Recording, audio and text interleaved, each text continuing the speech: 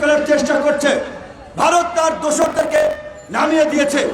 আমি বিশেষ করে হিন্দু সম্প্রদায়ের ভাই বোনদেরকে বলতে চাই, দেশের সকল নাগরিকদেরকে বলতে চাই, বাংলাদেশের মতো কমিউনাল হারমোনি বা সাম্প্রদায়িক সম্প্রীতি, এই রকমের সাম্প্রদায়িক সম্প্রীতি সবাই মিলেমিশে মহব্বতের সাথে ভালোবাসার সাথে বাস করে পৃথিবীর কোন দেশে আছে দেখান। ভারতে যে বাবরি মসজিদ থেকে শুরু করে গরুর গোশত বহন করার কারণে আগুন দেওয়া হয়, পিটিয়ে মারা হয়, এই যে ছাত্র জনতার অভ্যুত্থানের পরেও শাহবাগে বিভিন্ন সংখ্যালঘু সম্প্রদায়ের মানুষ আন্দোলন করছে, প্রতিবাদ করছে, রাষ্ট্রীয় ভবন প্রধান উপদেষ্টার যমুনার সামনে যাচ্ছে, কেউ তাদেরকে বাধা দিচ্ছে?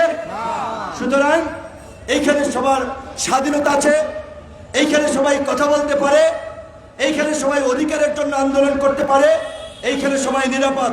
কাজেই আপনারা ভারতীয় এজেন্ডা বাস্তবায়ন করার জন্য ভারতীয় দালালদের কথায় প্রভাবিত হয়ে দয়া করে এই মুহূর্তে এই সরকারকে বিব্রত করবেন না, দেশকে অস্থিতিশীল করবেন না। আমরা বলছি, বিএনপি, আমরা সব রাজনৈতিক দল আমরা ডিরেকশন দিয়েছি সাম্প্রদায়িক সম্প্রীতি রক্ষা করার জন্য, কোন সংখ্যালঘু যেন হামলা মামলার শিকার না হয় সেজন্য কমিটি করে পাড়া মহল্লায় তাদের সেফটি, তাদের প্রতিষ্ঠানগুলোকে রক্ষা করা।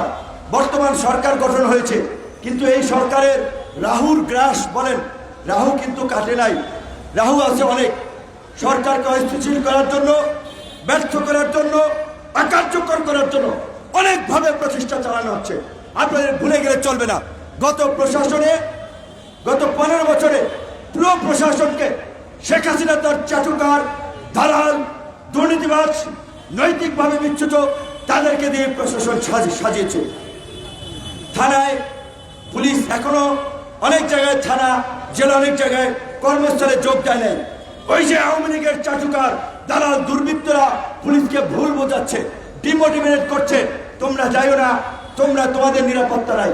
কিন্তু আমরা পরিষ্কার ভাবি, আপনাদের এইখান থেকেও আমরা যেহেতু যুগপৎ আন্দোলন করেছি, রাজনৈতিকভাবে সমস্ত বিরোধী দলকে নিয়ে রাষ্ট্র মেরামতের রূপরেখা থেকে শুরু করে অন্তর্বর্তীকালীন সরকারকে সহযোগিতা করছি। সমস্ত রাজনৈতিক দলের নেতা কর্মীদের উদ্দেশ্যে বলবো, আপনারা প্রত্যেক দলের পক্ষ থেকে ইউনো, ওসি, ডিসি, এসপি তাদের সাথে মিটিং করে তাদেরকে আমাদের এই আহ্বান পৌঁছে দিবেন। আমাদের জাতীয় নেতৃবৃন্দ দিক নির্দেশনা দিয়েছে আর আইন শৃঙ্খলা পরিস্থিতি স্বাভাবিক করতে আপনাদেরকে সহযোগিতা করার জন্য। আপনারা ওসি, ইউনো, ডিসিএসপি তাদেরকে আস্থায় নিয়ে আসুন, তাদেরকে মনোবল বৃদ্ধি করুন। কারণ স্বাভাবিকভাবেই যে পরিস্থিতি হয়েছে এবং এখনো একটি দুষ্কৃতিকারী গ্রুপ যারা একটা অস্থিতিশীল পরিস্থিতি তৈরি করার চেষ্টা করছে, তাদের প্রশাসনের অনেকেরই হয়তো মনোবল কিছুটা ভেঙেছে। আবার যারা দুর্নীতি লুটপাট করেছে তারা তো জানে তাদেরকে বিচারের মুখোমুখি হতে হবে, তাদেরকে চাকরিচ্যুত করা হবে। কাজেই ওরাও প্রশাসনের মধ্যে নানান ধরনের অস্থিরতা তৈরি করার চেষ্টা করছে। গতকালকে আমরা স্বরাষ্ট্র উপদেষ্টাকে বলেছি, গত 15 বছরে যারা পদোন্নতি পায় নাই, পদ বঞ্চিত ছিল, বাধ্যতামূলক অবসরে গিয়েছে কিংবা অন্যায়ের শিকার হয়েছে, তাদের প্রত্যেককে সকল সুযোগ সুবিধা সহ চাকরিতে পুনর্বহাল করুন। এবং একই সাথে পুলিশি ব্যবস্থা যদি সক্রিয় করা না যায়, আইন শৃঙ্খলা পরিস্থিতি স্বাভাবিক করা ডিফিকাল্ট হবে। সেই কারণে আমরা দাবি জানিয়েছি দ্রুত সময়ের মধ্যে প্রয়োজনে আরো নতুন পুলিশ নিয়োগ দেওয়া। একই সাথে আমরা বলেছি যে সমস্ত জায়গাগুলো ঝুঁকিপূর্ণ রয়েছে, পুলিশের মনোবল বৃদ্ধি করার জন্য ওই সমস্ত থানায় প্রয়োজনে 10 কিংবা 20 জন সদস্যের একটি সামরিক বাহিনীর টিম ওখানে দিয়ে দেওয়া। আশা করি সেটির প্রয়োজন হবে না। কিন্তু এই সরকারের জন্য আমরা যেটা বলেছি, দুটি এই মুহূর্তের বড় চ্যালেঞ্জ, একটি হচ্ছে আইন শৃঙ্খলা পরিস্থিতি স্বাভাবিক অবস্থায় ফিরিয়ে এনে রাজনৈতিক স্থিতিশীলতা প্রতিষ্ঠা করা, আরেকটি হচ্ছে অর্থনৈতিক গতিশীলতা ধরে রাখা। কাজে এই জন্য আমরা যেটা বলেছি, এই সরকারের অনেকেরা কেউই কোনো রাজনৈতিক দলের সাথে ছিলেন না, তাদের অনেকের রাষ্ট্র পরিচালনার অভিজ্ঞতা নাই। কাজে আমরা তাদেরকে এখানে বসিয়েছি, তারা আমাদের মনোনীত সরকার, সুতরাং তাদেরকে সব ধরনের সহযোগিতা আমাদেরকে করতে হবে। দু একজনের কথা শুনেই রিয়াক্ট করা যাবে না, ক্ষোভ দেখানো যাবে না। একটু সময় নেন, তাদের কার্যক্রম দেখেন। আমার দৃঢ় বিশ্বাস, আমরা যে আস্থা এবং বিশ্বাসের জায়গা থেকে তাদেরকে সরকারে বসিয়েছি, তাদেরকে দায়িত্ব দিয়েছি রাষ্ট্র মেরামত করা, রাষ্ট্রের কাঠামোগত একটা গুণগত পরিবর্তন করা, রাজনীতিতে একটা ইতিবাচক পরিবর্তন আনা, সেটি তারা করবেন। সেই সময়টুকু পর্যন্ত তাদেরকে দিতে হবে।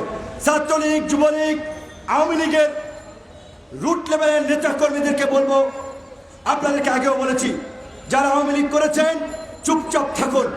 আওয়ামী লীগের মতো ফ্যাসিস্ট দল এই দেশে কখনো রাজনীতির সুযোগ পাবে না। ছাত্রলীগ, যুবলীগকে নিষিদ্ধ করা হবে। আপনারা যদি ওই যে বরগুনা কিংবা গোপালগঞ্জে ওই যে যারা লাফালাফি করছে তাদের মতো আস্ফালন দেখানোর চেষ্টা করেন, যেহেতু এটা গণ অভ্যুত্থানের সরকার, এখন পর্যন্ত পুরোপুরি আইন শৃঙ্খলা পরিস্থিতি স্বাভাবিক হয় নাই, কাজেই দুর্বৃত্তদেরকে প্রতিহত করা জনগণের দায়িত্ব। তাহলে এই ছাত্রলীগ, যুবলীগ, আওয়ামী লীগ যদি দেশকে অস্থিতিশীল করতে চায়, তাদেরকে গণধোলাই দেওয়া আপনাদের দায়িত্ব।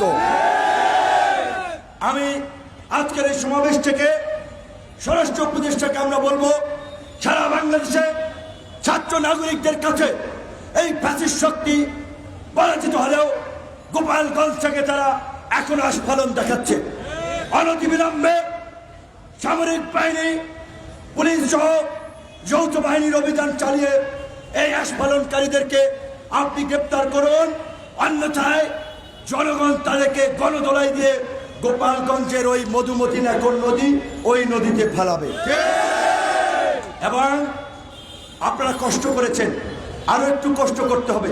এই আন্দোলন শুধুমাত্র বিশ্ববিদ্যালয়ের ছাত্ররা করে নাই, কলেজের ছাত্ররা করে নাই, স্কুল, কলেজ, বিশ্ববিদ্যালয়, মাদ্রাসার ছাত্র, শিক্ষক, সাংবাদিক, নাগরিক সমাজ, রাজনৈতিক দল, সর্বস্তরের জনগণ যখন এই আন্দোলনকে সমর্থন দিয়েছে, অংশগ্রহণ করেছে, তখনই কিন্তু গণ অভ্যুত্থান হয়েছে। এমনকি আমরা একজন তরুণ নেতা হিসেবে অবশ্যই তরুণদের প্রতি আমাদের বিশেষ সব কর্নার ভালোবাসা আছে। ঢাকা মেডিকেলে যান, বিভিন্ন মেডিকেলে যারা চিকিৎসা নিচ্ছে যান, জ্বালাইয়ের কাজ করে, সবজি বেচে, হকার, ভ্যানওয়ালা, রিক্সাওয়ালা, এমনকি মারাও যারা গেছে, অনেকেই একেবারে নিতান্ত খেটে খাওয়া সাধারণ মানুষ। কাজে আমি জানি না স্বাস্থ্য উপদেষ্টা মহোদয় যে নির্দেশ দিয়েছেন আহত এবং নিহতদের তালিকা তৈরি করা, এখনো সেটি হয়েছে কিনা। না হয়ে থাকলে আমি অনুরোধ জানাবো, আগামী 7 দিনের মধ্যে আহত এবং নিহতদের তালিকা তৈরি করে নিহতদের পরিবারকে 1 কোটি টাকা করে আর্থিক ক্ষতিপূরণ এবং আহতদের পরিবারকে চিকিৎসার জন্য যথাযথ ক্ষতিপূরণ এবং যাদের এখনো চিকিৎসার প্রয়োজন, আমার বিশ্বাস বাংলাদেশের চিকিৎসা সম্ভব। আর যদি সেটি না হয় তাহলে দেশের বাইরে পাঠানোর উদ্যোগ নেবেন। আজকের যে বাংলাদেশের এই বিপ্লব, গণ অভ্যুত্থান পরবর্তী পরিস্থিতি, এই পরিস্থিতিতে আমাদের বিশ্রাম নেওয়ার, সন্তুষ্টির ঢেকুর তোলার সুযোগ নাই যতক্ষণ পর্যন্ত না একটি নতুন রাজনৈতিক বন্দোবস্ত, নতুন সংবিধান, একটি নতুন রাজনীতি প্রতিষ্ঠা না হয়। কাজেই পাড়া মহল্লায় আপনারা মানুষকে আন্দোলনের মতোই রাজনৈতিকভাবে সচেতন করতে হবে এবং যারা এই অভ্যুত্থানের সুযোগ নিয়ে ইতিমধ্যেই নব্য দখলদারের ভূমিকায় অবতীর্ণ হয়েছে, মানুষের গরু নিয়ে যাচ্ছে, মানুষের পুকুর ঘের থেকে মাছ নিয়ে যাচ্ছে, মানুষের ঘরবাড়ি দখল করছে, জমি দখল করছে, এক সাইনবোর্ড পাল্টাইয়া আর এক সাইনবোর্ড দিচ্ছে। সে যেই দলের হোক, যত বড় নেতা হোক, সবাই মিলে এই নব্য দখলদারদেরকেও আওয়ামী দখলদারদের মতো পরাজিত করতে হবে। যেহেতু আমাদের নেতৃবৃন্দ বলেছে আপনারা কষ্ট করেছেন, আরেকটু কষ্ট করার জন্য বলেছে যে একটি গণ অবস্থান পরবর্তী একটি সংক্ষিপ্ত গণ মিছিল কর্মসূচির, সেই মিছিল আমরা এখন অল্প সময়ের জন্য করে আমাদের প্রোগ্রাম শেষ করতে চাই। আমরা যেটা বলেছি, আমাদের স্লোগান লাস্ট প্রোগ্রামে কিন্তু আমরা বলেছিলাম রাজনৈতিক দলীয় স্লোগানের চেয়ে এখন আমাদের দরকার জাতীয় ঐক্য, জাতীয় সংহতি এবং সম্প্রীতি। তাই আমাদের এখনকার স্লোগান হচ্ছে সবার আগে বাংলাদেশ, সবাই মিলে গর্ব দেশ। সবার আগে বাংলাদেশ, সবাই মিলে গর্ব দেশ। সবাই মিলে গর্ব দেশ। সবার আগে বাংলাদেশ, সবাই মিলে গর্ব দেশ। সবাই মিলে গর্ব দেশ। জনতার অধিকার, আমাদের অঙ্গীকার। দেশ হবে জনতার, আমাদের অঙ্গীকার। দেশ হবে জনতার, জনতার অধিকার, আমাদের অঙ্গীকার। সবার আগে বাংলাদেশ, সবাই মিলে গর্ব দেশ। দেশ করতে অর্থনীতির চাকাকে সচল করার জন্য প্রবাসী ভাইদের বিশেষ সহযোগিতা প্রয়োজন। কাজেই আপনারা বৈধ পথে রেমিটেন্স পাঠাবেন। আপনার এলাকার যে শিল্প কারখানাগুলো, সেটা যার শিল্প কারখানা হোক, সেটি যেন আক্রান্ত না হয়। আপনারা শিল্প কারখানার মালিককে সহযোগিতা করবেন। কেউ যদি অপরাধ করে থাকে আইনগতভাবে তার বিচার হবে, কিন্তু কোনো মিল কারখানায় হামলা করা, মালিক পক্ষকে বের করে দেওয়া, এই ধরনের দুর্বৃত্তপনা করার অধিকার কারো নাই।